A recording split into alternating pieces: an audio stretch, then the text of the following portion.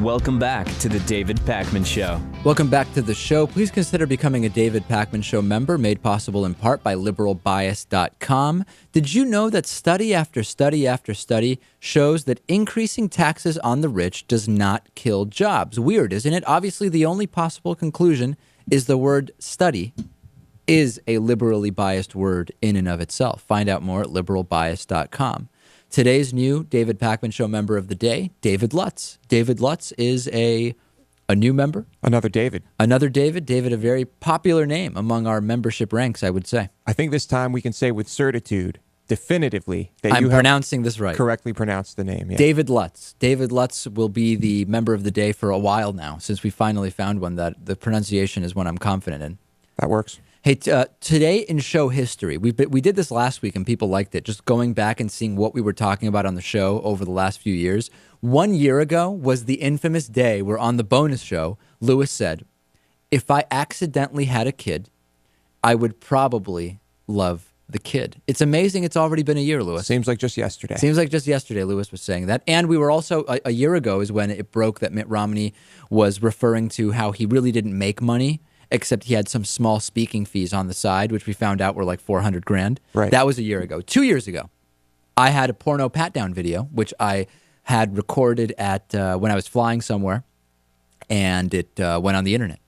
And that was quite a day. We also were talking about, it was Martin Luther King Day, of course, 2 years ago as well. And Glenn Beck then was likening himself to Martin Luther King. It seems like just yesterday that we were covering that story, too. It does, yeah. 3 years ago was the Haitian earthquake, which was an absolute disaster. It's amazing it's been 3 years since that also. And they're still reeling from it. They're still reeling. That's the most incredible thing. Yeah. They still haven't recovered. And Scott Brown won his special election for the seat in the Senate previously held by Ted Kennedy 3 years ago today. Glad he's already gone. Yeah. And 4 years ago today, we were talking about what did President Obama do on his first day as president. And we were talking about the confirmation hearings of Hillary Clinton as Secretary of State. Soon we will be talking about John Kerry's confirmation. So that was what was going on today in show history, Lewis. I'm always so interested to go back and see what we were talking about. I like this new segment. You know what other segment I like? What? The one where Pat Robertson gives really reasonable relationship advice to 17-year-olds who write in about their parents' relationship. Oh, uh-oh. Pat Robertson is saying that awful-looking women are to blame for marriages that are lacking in romance. It started when a 17-year-old boy wrote to Maxim magazine asking for advice on how to get his video game-loving dad to pay more attention to his mom. And Pat Robertson said, hey, I can give advice on that on the 700 Club. You've got to see this video. This is just, it's a combination. It's tragic and it's comedic at the same time. Let's take a look. Maxim says, I'm 17 years old and I've noticed that there has been a change in my father's behavior. He spends too much time at the computer playing a war game, and I've noticed how alone my mom feels, and I just want my father to spend more time with my mom. What should I do, and how can I talk to my father? I kind of feel ashamed for him. Help. Maneuver something where you can get him out of the house into some like romantic resort for a couple of days, assuming they can afford it. Yeah, you're 17. Figure out a way to get your parents to a resort somewhere. Just figure it out. Get them out of the house and to a resort. Well, yeah. Great advice from Pat Robertson. I mean, take a weekend and go somewhere and just be alone with each other and see if they can't rekindle that romance. The romance is obviously gone out of the marriage. It's not as much excitement as it used to be. So far, he's not saying anything crazy. It's just unrealistic that the 17-year-old's going to get them to a resort without the 17-year-old. The 17-year-old shouldn't be there, but the 17-year-old should get them to the resort. Here's where it starts taking a turn for the worse.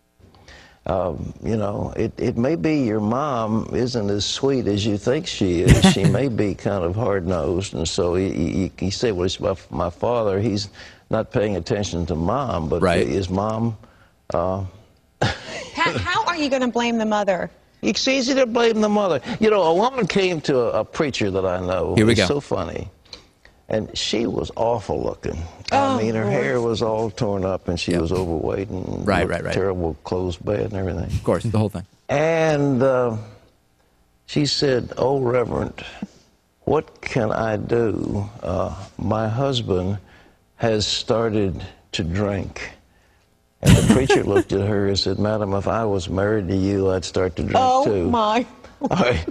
We need to Can't cultivate say, "Oh my God." romance, darling, and it needs to be the men have got to be cultivating romance, and the women. You always have to keep that spark of love alive. It just isn't something that just lie there. Well, I'm married to him, so he's got to take me slatternly looking. You've got to. Lewis, have you ever had an issue where there was a slatternly looking situation that you had to address? I don't think so. No. Okay. What do you make of this? This isn't the first time. I understand what he's trying to say, and I don't think he was using that as an example for every relationship where things go sour.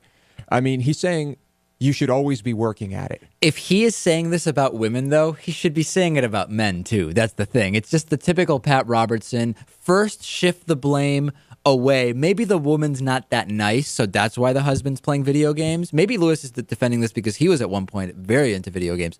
And then he's saying, also, sometimes women just don't take care of themselves and they get slatternly looking, or whatever it is he said.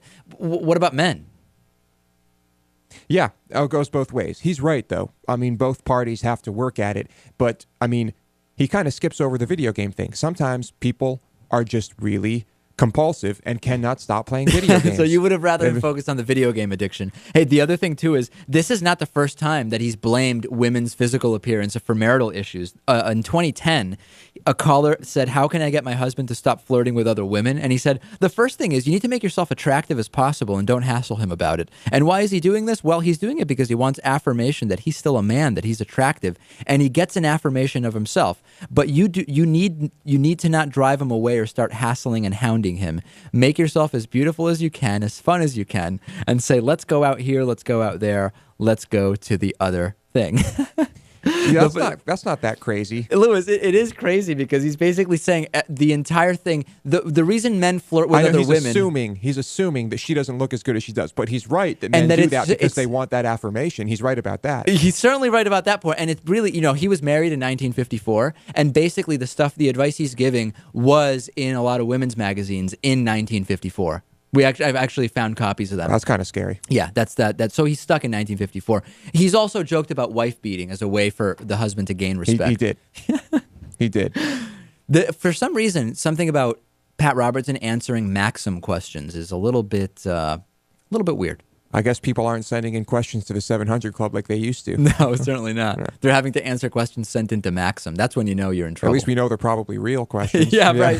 When a woman says that she needs more, she's worried about her lesbian sister losing God or whatever, and it seems so staged. This is probably at least a real question. Yeah, I think so.